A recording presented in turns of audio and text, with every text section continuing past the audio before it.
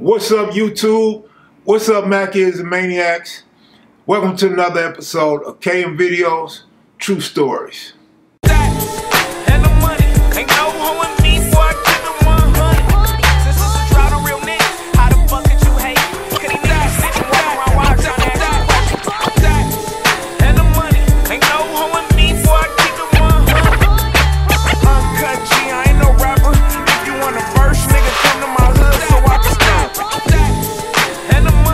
It. I never stopped banging. I started banging hard, then I got so hard till it was a shame. Welcome to another episode of KM Videos, True Stories. So today I got a story that's relevant to what's been going on the last 3 or 4 weeks in the city of Los Angeles and worldwide on YouTube, right? So, you know, YouTube is the new streets of South Los Angeles, right? See, now you don't even have to be from the city or the state to be all in the middle of Los Angeles and its business as it pertains to violence, non-violence, peace treaties, shootouts, murders, and everything that goes on in the streets of LA back in the day, right? So, back in 1996, right? My big homie Mumpy, this is in prison, my big homie Mumpy introduced me to a couple cats. I don't like to meet too many people, you know what I'm saying? When I was younger, when I was still in my 20s, my late 20s, I still didn't want to meet dudes from other sets. Although, it really is a time to meet them. You know, you got to squabble with them side to side. You either go at them or you go with them, right? So, Mump introduces me to this guy named Thede from 77, West Side 77, Swans. And I immediately like, you know, I'm cool, man. Like, you know, I don't fuck with bloods, man. You know what I mean? I'm cool, homie. That's y'all type of time. I ain't like that. So Ted was real cool with the homies. Ted fucked with the homie like for real, for real. The homies really knew him, really had a lot of love and respect for him. Ted was a lifer, as was Mumpy and a lot of other homies on the yard. And so, me and Ted just wouldn't speak. He might say, what's up? You know what I mean? Dude liked to play baseball, though. I love baseball, man. And he had game. He could play the field. He could hit, man. He was like a Ted Williams, man. The dude, he was like a Tony Gwynn, man. He could hit that ball. Hit from the left side of the plate. And he could field, he played first base. Ted couldn't run, though. One thing he wouldn't do is get away from the police if they was after him. But Ted was a good dude, man. Remind me of a Black Babe Ruth when he run the bases. But he had stick, he had power. So I kind of took a liking to Ted, but, you know, kept my distance. He ain't never done that to me. It was just the ignorance of being young. And the point of this story here is, if you youngsters don't want peace, you youngsters don't want to be cool with your rivals, man, that's cool. We all been through there. We all been to that point at some time. You know, it's just part of growing up, man. It's just part of the gang lifestyle in Los Angeles. But through baseball, I started to have a little bit of love for Ted, and I respected Ted based on the homie Mumpy, which leads to protocol. And, you know, if the homie say somebody cool, they cool. And so it took me a long time to adjust to being friends with Ted. And by the time I was cool with Ted and all the lifers had to get off the yard. They left. Nigga, when my mama died while I was in prison. Two of the first two people to reach out was Mumpy's mother and Ted. Ted sending me condolences. Man, you know how many niggas from 60s years, you know how many childhood friends I had, homie, that I grew up with and still friends with today. Them was the first two to hit me. I didn't even know Mumpy's mom. Sweet lady. Ain't got nothing but love for her and the entire family. But Ted hit me, and that changed my thoughts on how I'm a view these so-called rivals, these so-called enemies, man. Ted reached out, man, made me feel kind of sad because of the way I had felt about him. And I didn't really get to know him and let him know, you know, that I got love for him and that I could put all that ignorance and past behavior aside. In fact, threw that away for life. You know what I mean? When Ted got up out of prison, you know, I wrote him a few times while he was still in prison, and I let him know my mindset, but, you know, my mindset changed, and you know, I talked a little history with Ted.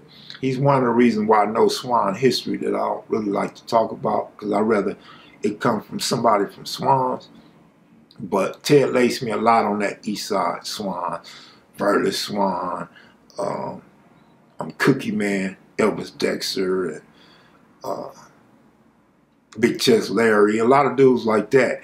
And so, you know, and he helped me understand and find out where the name comes from, or at least a couple different versions of where the name come from. But anyway, so when Ted get out, I'm like, damn, Ted, you out? You know what I'm saying? And we talking on the phone. I'm like, man, come through. Ted pulled up in the hood. He pulled up in the hood with some drinks, some Hennessy Black. Ted turned me on to Hennessy Black. He pulled out the Hennessy Black, and I think he had some like Remy Clear or something like that. And man, we kicked it right on the corner on Slauson, man. And homies was coming through. I was introducing younger homies to Ted, letting them know he cool. And then he knew one of the homies, because one of the homies was messing with his daughter. So, man, it was all good. We showed him love, and Ted came to my homie Moody's mom's funeral. So Ted is like a homie, you know what I'm saying? So for the youngsters, y'all be thinking I'll never do this and I'll never do that. Forget the other side, forget this color, that set, and this number, and that number, all that stuff. This alliance or that alliance. Bro, when you become a real man, when you become confident in who you are, when you realize you want better for yourself and your family, right? I ain't talking about the dudes that feel like they have nothing to live for.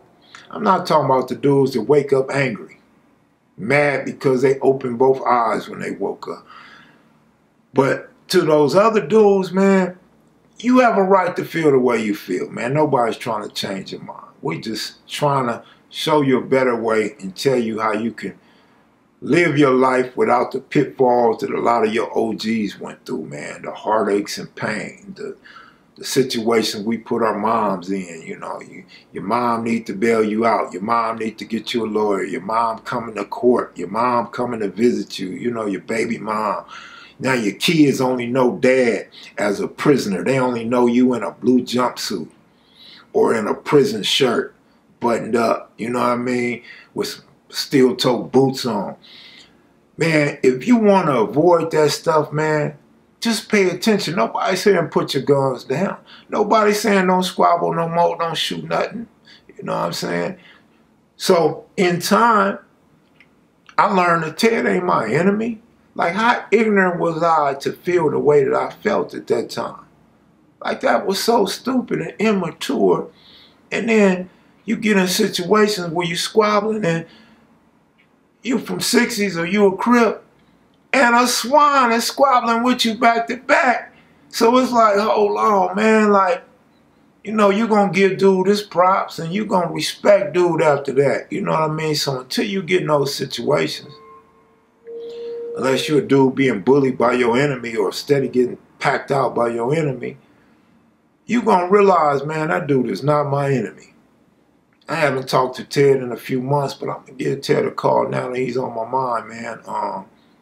Good, solid dude, you know what I'm saying? He introduced me to a couple of his homies. In fact, since it's on my mind, Reno from Swans, he hooked me up with a Reno interview. We went on 77th and Main in Swan Hood, and there was a few Swans there, and we was waiting on Reno. Reno called a couple times, like, I'm on my way, but, you know, that 32 fake.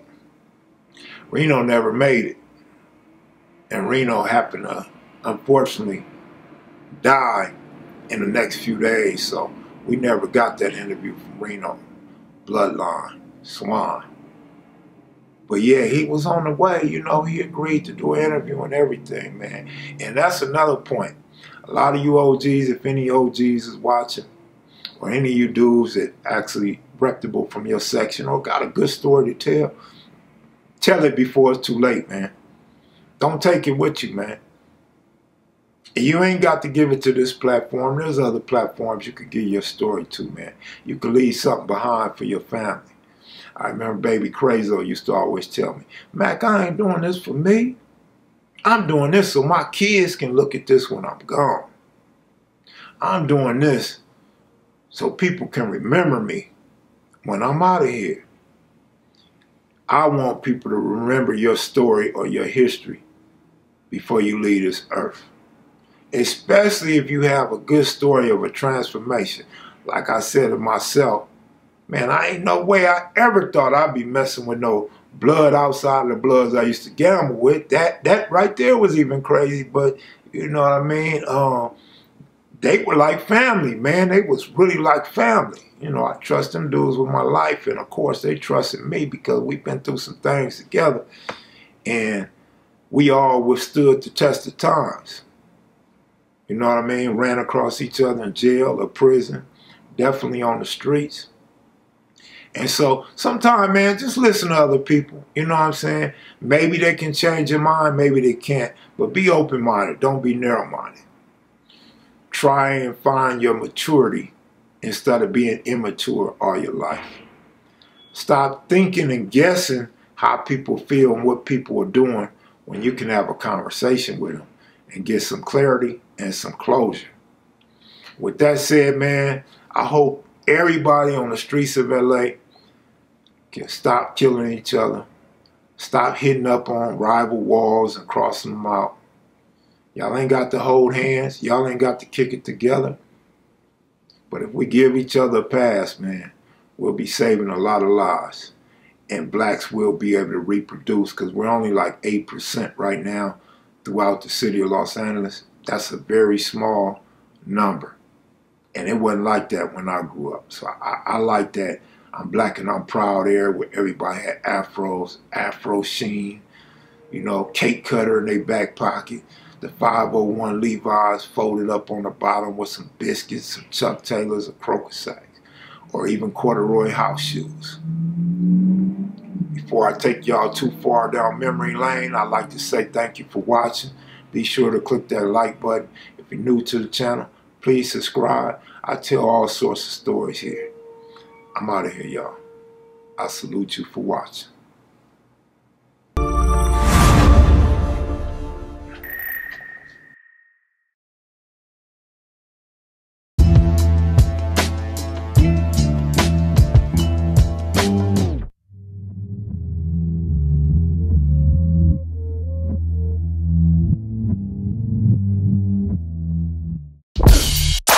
This is Los Angeles.